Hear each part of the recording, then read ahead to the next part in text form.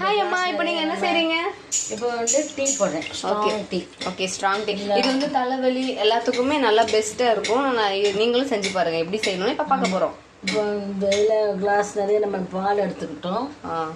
இல்லைன்னா பாதி பாலில் பாதி தண்ணி சேர்த்துக்கலாம். நமக்கு எவ்வளோ ஸ்ட்ராங் வேணுமோ அவ்வளோ சரி. ஓகே, எடுத்துட்டு இதில் வந்து நம்ம நான் எப்போதுமே எனக்கு பிடிச்ச பிராண்ட் வந்து 3 ரோசஸ் தான். ஓ, 3 ரோசஸ். ஓகே, நம்மளுக்கு இப்போ எவ்வளோ ஸ்பூன் போடுறீங்க நீங்க? நான் ஒரு 2 டீஸ்பூன் வச்சுக்கோங்க. ஓகே, 2 டீஸ்பூன் போட்டுக்கணும். Okay, 3 roses 2 teaspoon. ஓகே. அதில் இப்போ வந்து நான் உங்கள் அப்பாவுக்கு சுகர் இருக்கிறதுனால சுகர் ஆட் பண்ணுறது இல்லை. ஓகே, சுகர் இருக்கிறதுனால தான் சுகர் ஆட் பண்ணாமல் இருக்கிறதுனால ஃபுல்லாக பால். சுகர் இருக்கிறவங்களுக்கு சுகர் ஆட் பண்ண வேண்டாம், சுகர் இல்லாதவங்களுக்கு சுகர் ஆட் பண்ணிக்கலாம்.